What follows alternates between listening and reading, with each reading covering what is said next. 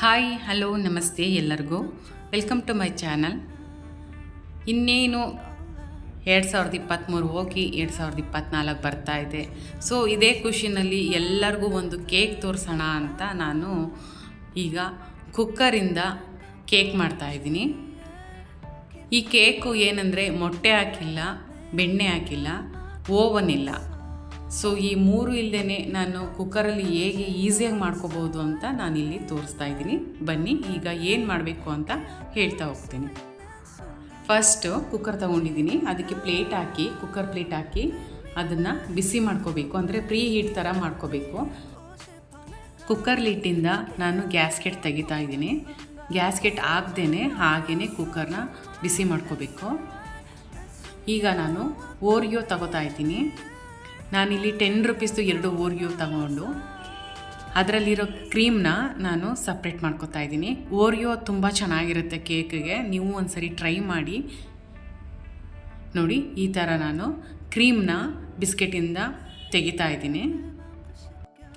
ನಿಮಗೆ ಓರಿಯೋಗಿಂತ ಬೇರೆ ಬಿಸ್ಕೆಟು ಇಷ್ಟ ಆದರೆ ಅದನ್ನೇ ಟ್ರೈ ಮಾಡಿ. ನಾನು ಇಲ್ಲಿ ಓರಿಯೋನ ನಾನು ಸಜೆಸ್ಟ್ ಮಾಡ್ತಾಯಿದ್ದೀನಿ ಅಷ್ಟೇ. ಬಿಸ್ಕೆಟ್ ಯಾವುದು ಬೇಡ, ಬರೀ ಮೈದಾ ಹಿಟ್ಟಲ್ಲಿ ಮಾಡ್ತೀನಿ ಅಂದರೆ ಓಕೆ, ಅದನ್ನು ಚೆನ್ನಾಗಿರುತ್ತೆ, ಅದನ್ನು ಟ್ರೈ ಮಾಡಿ. ನಾನೀಗ ಓರಿಯೋ ಬಿಸ್ಕೆಟ್ನೆಲ್ಲ ನಾನು ಮಿಕ್ಸಿ ಮಾಡ್ಕೊತಾ ಇದ್ದೀನಿ. ನೋಡಿ, ಇಷ್ಟು ನುಣ್ಣಗಾದರೆ ಸಾಕಾಗತ್ತೆ. ಇದು ಪೌಡ್ರ್ ಆಗಿದೆ.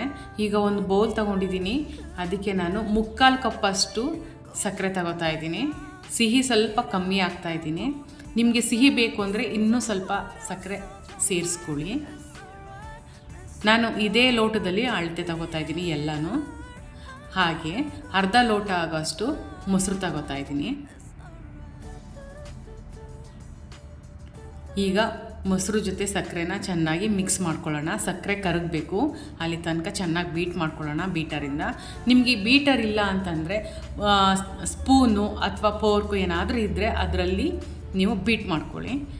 ಈಗ ನಾನು ಹಿಟ್ಟುಗಳನ್ನೆಲ್ಲ ಹಾಕ್ತಾಯಿದ್ದೀನಿ.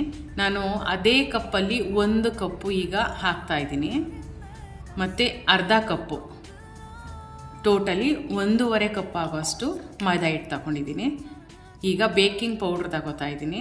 ನೀವು ಯಾವುದೇ ಬ್ರ್ಯಾಂಡ್ ಆದರೂ ತಗೊಳ್ಳಿ, ನಾನು ಈ ಬ್ರ್ಯಾಂಡ್ ತಗೊಂಡಿದ್ದೀನಿ. ಬೇಕಿಂಗ್ ಪೌಡ್ರ್ ಈಗ 1 ಸ್ಪೂನ್ ಹಾಕಿದೆ. ಈಗ 1/4 ಸ್ಪೂನ್ ಹಾಕ್ತಾಯಿದ್ದೀನಿ. ಇಷ್ಟೇ ಹಾಕೊಳ್ಳಿ, ಕರೆಕ್ಟಾಗಿ ಬರುತ್ತೆ. ಈಗ ಅರ್ಧ ಸ್ಪೂನ್ ಆಗೋಷ್ಟು ಬೇಕಿಂಗ್ ಸೋಡಾ ತಗೋತಾ ಇದ್ದೀನಿ. ಈಗ ಇದನ್ನಿಷ್ಟು ಚೆನ್ನಾಗಿ ಜರಡಿ ಮಾಡ್ಕೋಬೇಕು. ಈವನಾಗಿ ಇದು ಮಿಕ್ಸ್ ಆಗಬೇಕು, ಆವಾಗ ಕೇಕ್ ಬ್ಯಾಟ್ರ್ ತುಂಬ ಚೆನ್ನಾಗಿ ಬರುತ್ತೆ. ಮತ್ತು ಮೈದಾ ಹಿಟ್ಟಲ್ಲಿ ಏನಾದರೂ ಕಸ ಏನಾದ್ರು ಇದ್ರೂ ಈ ಥರ ಮಾಡೋದ್ರಿಂದ ಬೇಗ ಬಂದುಬಿಡುತ್ತೆ. ಈಗ ಇಷ್ಟು ಜರಡಿ ಆಯಿತು. ಈಗ ಅರ್ಧ ಲೋಟ ಆಗೋಷ್ಟು ಅದೇ ಲೋಟದಲ್ಲಿ ತೊಗೊಂಡಿದ್ದೀನಿ, ಅರ್ಧ ಲೋಟ ಆಗೋಷ್ಟು ಎಣ್ಣೆ ಹಾಕ್ತಾಯಿದ್ದೀನಿ. ಈಗ ಮಿಕ್ಸಿ ಆಗಿರೋ ಓರಿಯೋ ಪುಡಿನೂ ಹಾಕ್ತಾಯಿದ್ದೀನಿ. ಹಾಗೆಯೇ ಇದಕ್ಕೆ ಅರ್ಧ ಲೋಟ ಆಗೋಷ್ಟು ಹಾಲು ತೊಗೋಬೇಕು. ಇದನ್ನು ಪೂರ್ತಿ ಹಾಕಬಾರ್ದು, ಸ್ವಲ್ಪ ಸ್ವಲ್ಪನೇ ಹಾಕಿ ಮಿಕ್ಸ್ ಮಾಡ್ಕೋಬೇಕು. ಮತ್ತೊಂದು ಸಾರಿ ಹೇಳ್ತಾ ಇದ್ದೀನಿ, ಬೇಕಿಂಗ್ ಸೋಡಾ ಅರ್ಧ ಸ್ಪೂನು, ಬೇಕಿಂಗ್ ಪೌಡರ್ 1/4 ಸ್ಪೂನು. ಈ ಅಳತೆ ಯಾವುದೇ ಕಾರಣಕ್ಕೂ ಮಿಸ್ ಆಗಬಾರ್ದು. ಇದೇ ಅಳತೆನಲ್ಲಿದ್ದರೆ ಕೇಕ್ ತುಂಬ ಚೆನ್ನಾಗಿ ಬರುತ್ತೆ. ನೋಡಿ, ಈಗ ಚೆನ್ನಾಗಿ ಮಿಕ್ಸ್ ಆಗಿದೆ. ಈ ಥರ ರಿಬ್ಬನ್ ಥರ ಬೀಳಬೇಕು ನಾವು ಕೇಕ್ ಬ್ಯಾಟರ್ ಎತ್ತಿ ಬಿಟ್ಟರೆ. ಈಗ ಇದಕ್ಕೆ 1/4 ಸ್ಪೂನ್ ಆಗೋಷ್ಟು ಉಪ್ಪು ಹಾಕ್ತಾಯಿದ್ದೀನಿ, ಮತ್ತು 1.5 ಸ್ಪೂನ್ ಆಗೋಷ್ಟು ವೆನಿಲಾ ಎಸೆನ್ಸ್ ಹಾಕ್ತಾಯಿದ್ದೀನಿ. ಈ ವೆನಿಲಾ ಎಸೆನ್ಸ್ ಹಾಕೋದ್ರಿಂದ ಕೇಕು ಫ್ಲೇವರು ಮತ್ತು ಘಮ ತುಂಬ ಚೆನ್ನಾಗಿರುತ್ತೆ, ಅದಕ್ಕೋಸ್ಕರ ಹಾಕ್ತಾಯಿದ್ದೀನಿ. ಈಗ ಇದನ್ನು ಮಿಕ್ಸ್ ಮಾಡ್ಕೋಬೇಕು ಚೆನ್ನಾಗಿ.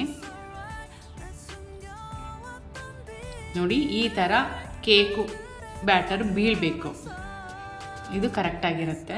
ನಾನಿಲ್ಲಿ ಕೇಕ್ ಮೋಲ್ಡ್ ತೊಗೊಂಡಿದ್ದೀನಿ. ಇದಕ್ಕೆ ಸ್ವಲ್ಪ ಎಣ್ಣೆ ಹಾಕಿ ಗ್ರೀಸ್ ಮಾಡ್ಕೋಬೇಕು, ಅಂದರೆ ಎಣ್ಣೆನೆಲ್ಲ ನೀಟಾಗಿ ಸವರಬೇಕು. ನಿಮ್ಮ ಹತ್ರ ಬಟರ್ ಪೇಪರ್ ಇಲ್ಲ ಅಂದರೆ ಈ ಥರ ಎಣ್ಣೆ ಎಲ್ಲ ಸ್ಪ್ರೆಡ್ ಆದಮೇಲೆ ಸ್ವಲ್ಪ 1 ಸ್ಪೂನ್ ಆಗೋಷ್ಟು ಮೈದಾ ಹಿಟ್ಟು ಹಾಕಿ ಚೆನ್ನಾಗಿ ಸುತ್ತ ಹರಡಬೇಕು. ಆವಾಗ ಬಟರ್ ಪೇಪರ್ ಇಲ್ಲ ಅಂದ್ರೂ ಕೇಕ್ ಚೆನ್ನಾಗಿ ಬರುತ್ತೆ. ಈಗ ನಾನು ಬಟರ್ ಪೇಪರ್ ಹಾಕಿ ಅದ್ರ ಮೇಲೆ ಸ್ವಲ್ಪ ಎಣ್ಣೆ ಹಾಕಿ ನೀಟಾಗಿ ಗ್ರೀಸ್ ಮಾಡ್ತಾಯಿದ್ದೀನಿ. ಈಗ ಇದನ್ನು ನಿಧಾನಕ್ಕೆ ಕೇಕ್ ಬ್ಯಾಟರ್ನ ಕೇಕ್ ಮೋಲ್ಡ್ಗೆ ಹಾಕ್ತಾಯಿದ್ದೀನಿ. ನೋಡಿ ಈ ಥರ ರಿಬ್ಬನ್ ಆಗಿ ಬರಬೇಕು. ಆವಾಗ ಕೇಕ್ ಕರೆಕ್ಟಾಗಿ ಕನ್ಸಿಸ್ಟೆನ್ಸಿ ಕರೆಕ್ಟಾಗಿ ಬರುತ್ತೆ. ನೀವು ಹಾಲು ಮೊಸರಲ್ಲಿ ವೇರಿಯೇಷನ್ ಆದರೂ ಪರವಾಗಿಲ್ಲ. ನೋಡಿ ಕೇಕ್ ಫೈನಲಿ ಕೇಕ್ ಈ ಥರ ಬಂದರೆ ಯಾರು ಬೇಕಾದರೂ ಕೇಕ್ನ ಮನೆಯಲ್ಲಿ ಮಾಡ್ಕೋಬೋದು. ಈಗ ನಾನು ಕೇಕ್ ಮೋಲ್ಡ್ನ ಕುಕ್ಕರ್ ಒಳಗಡೆ ಇಡ್ತಾಯಿದ್ದೀನಿ. ಇದು ಕನಿಷ್ಠ ಅಂದರೂ ಮಿನಿಮಮ್ ಅಂದರೂ ಒಂದು 40 ನಿಮಿಷ 35ರಿಂದ 40 ನಿಮಿಷ ಬೇಕೇ ಬೇಕು. ಸಿಮ್ಮಲ್ಲಿ ಬೇಯಿಸ್ಬೇಕು ಇದನ್ನು. ಈಗ ಅರ್ಧ ಗಂಟೆ ಆಯಿತು. ಕೇಕ್ನ ನೋಡ್ತಾ ಇದ್ದೀನಿ. ನೋಡಿ ಈಗ ಮುಕ್ಕಾಲು ಭಾಗ ಕೇಕ್ ಬೆಂದಿದೆ. ಇನ್ನೊಂದು ಸ್ವಲ್ಪ ಮೇಲೆ ಎಲ್ಲ ಬೇಯಬೇಕು. ಈಗ ಪುನಃ ಮುಚ್ತಾ ಇದ್ದೀನಿ ಲಿಡ್ನ.